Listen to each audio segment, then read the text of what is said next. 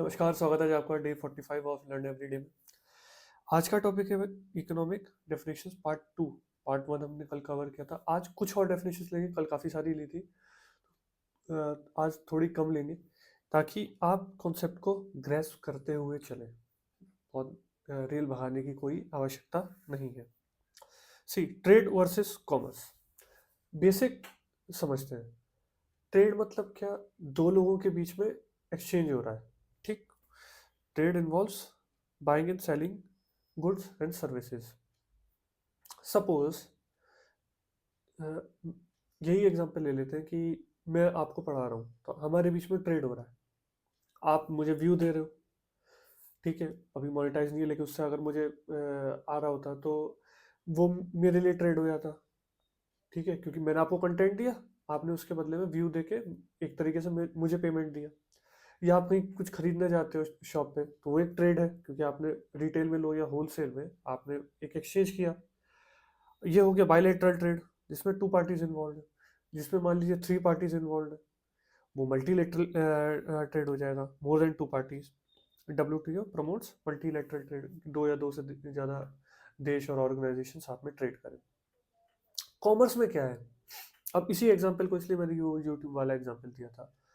मैं आपको पढ़ा रहा हूँ, ठीक है। मैं आपको कंटेंट दे रहा हूँ, आप कंटेंट कंज्यूम कर रहे हो, बट जो एक इकोसिस्टम उसके बीच में, दैट्स कॉमर्स।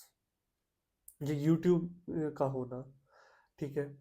फिर नेट का होना, मोबाइल का होना, ये सारी चीज़ें प्रोवाइड कर रहा है वो एक इकोसिस्टम की, यहाँ से यहाँ तक ट्रेड हो जाए, दैट्स कॉमर्स। ट्रेड कॉमर्स का एक पार्ट है, ठीक है। जैसे हम ई कॉमर्स प्लेटफॉर्म्स बोलते हैं, क्यों? क्योंकि वो ट्रेड करवा रहे हैं, वो पूरा इकोसिस्टम बिल्ड करके दे रहे हैं जिससे एक से दूसरे तक ट्रेड इजीली हो पाए। सो commerce involves exchange of goods and services or valuables, includes banking, भाई लोन दे रहे हैं, ठीक है, तो वो एक इकोसिस्टम क्रिएट करके दे रहा है।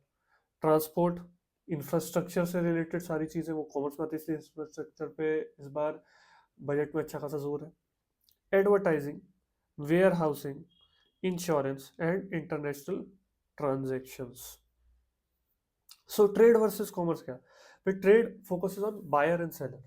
ट्रेड का सिर्फ उतना रहता है, बायर ने कितने में खरीदा, सेलर को कितने में बेचा, ये सारी चीज़ें वो कॉस्ट प्राइस, सेलिंग प्राइस, उस चीज़ों पे ट्रेड का ज़्यादा रहता है। Commerce involves the whole ecosystem, ठीक। Commerce links the manufacturer and the end user. Manufacturer, आप एंड यूजर, तो लिंक क्या कर रहा है? ये कॉमर्स, ये यूट्यूब का प्लेटफॉर्म होना, ठीक है, ये मोबाइल का होना, इंटरनेट कनेक्शंस का होना, मेरे और आपके पास दोनों का, ठीक है, या आप किसी और डिवाइस पे देखते तो उसका होना। So that's commerce. Trade requires more capital and employs fewer people than commerce. Obvious सी चीज़ है ना कि कॉमर्स का वो इकोसिस्टम बनाने के लिए, वो तो एक बार आपने बना दिया, वो चलता रहेगा। ट्रेड के लिए आपको हर बार कैपिटल डालना पड़ेगा, क्योंकि you are manufacturing either goods और सर्विसेज, दो ही चीज़ें हो सकती हैं। सो आप एंड यूजर तक पहुंचाने के लिए it will always obviously take more capital, but fewer people than commerce. क्योंकि कॉमर्स में तो जैसे मैं का मोबाइल और ये सारी चीज़ें, इनमें तो ज़्यादा लोग लग रहे हैं। सो एक चार्ट ले लेते हैं।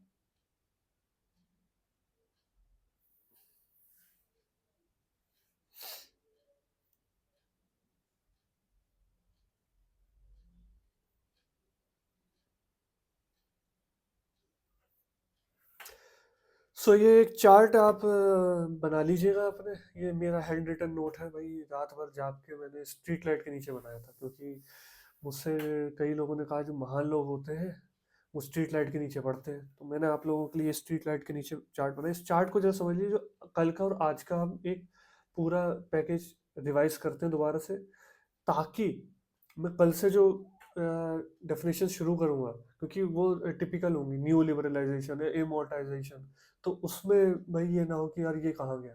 तो बेस आप तैयार कर लीजिए। सो हमने कल बात करी थी इकोनॉमिक्स की। अब इकोनॉमिक्स में क्या आता है? प्रोडक्शन, कंजप्शन और डिस्ट्रीब्यूशन, ये तीन चीजें आपको बताई थी, production, consumption and distribution. Economics से निकला फाइनेंस।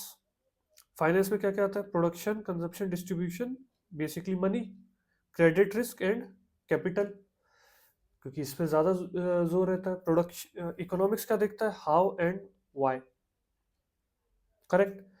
फाइनेंस देखता है व्हाट, क्योंकि उसको क्रेडिट, कैपिटल, रिस्क, इन चीज़ों से डील करना है।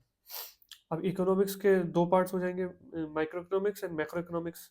माइक्रो ऑब्वियसली इंडिविजुअल बिहेवियर, ठीक है, वही चीनी कार वाला जो मैंने कल एग्जांपल यूज करा था कि चीनी के दाम बढ़ रहे हैं, कंजप्शन कम कर होगा कि नहीं होगा, ये इंडिविजुअल बिहेवियर्स जो होंगे कि भाई ये चीज़ ज़्यादा खरीदी जा रही है, क्यों खरीदी जा रही है, लोग यहाँ पे ज़्यादा मनी स्पेंड कर रहे हैं या यहाँ पे कम मनी स्पेंड कर रहे हैं, या सेविंग्स ज़्यादा कर रहे हैं या सेविंग्स कम कर रहे हैं।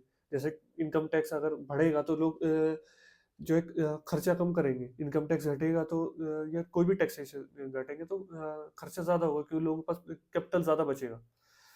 सो macroeconomics, bigger picture, inflation, GDP, national income, इस टाइप की चीज़ें। तो उसमें दो पार्ट्स, फिस्कल पॉलिसी जो गवर्नमेंट की है, ठीक है, ये गवर्नमेंट की फिस्कल पॉलिसी और मॉनेटरी पॉलिसी सेंट्रल बैंक देखेगा। फिस्कल पॉलिसी यानी बजट्स, गवर्नमेंट एक्सपेंडिचर होना है, ये सारी चीज़ें। टैक्सेशन, गवर्नमेंट का सीधा रेवेन्यू होना है। Monetary policy is the flow of cash, the cash flow in the economy. वो कौन मैनेज करेगा, सेंट्रल बैंक मैनेज करेगा। इस पे भी कल बात करेंगे, ठीक है। सेंट्रल बैंक पे एक अच्छा खासा कहाँ से ओरिजिनेट हुआ है, सारी चीज़ें कल डिस्कस करेंगे, लेकिन बेसिक एक आप आज समझिए, मॉनेटरी पॉलिसी, सेंट्रल बैंक। अब फाइनेंस पे आते हैं। फाइनेंस के दो भाई, पब्लिक फाइनेंस और प्राइवेट फाइनेंस। पब्लिक फाइनेंस सरकार का एक्सपेंडिचर फर्स्ट, ठीक। पहले वो ये तय करेंगे भाई इतना खर्चा होना है, जैसे अभी भी हम डेफिसिट में 4.3 इस साल बजट डेफिसिट में जाएगा जीडीपी के। सो पहले एक्सपेंडिचर कि मुझे इतना खर्चा करना है, मुझे इतना वेलफेयर या जो भी स्कीम है इसमें खर्चा करना पड़ेगा। पहले एक्सपेंडिचर तय हुआ, फिर तय हुआ कि इस खर्चे को मैच करने के लिए मैं कहाँ से लाना है, क्योंकि गवर्नमेंट के पास वो लेवरेज, वो प्रिविलेज है कि वो डेफिसिट पे चला सकते हैं, ठीक।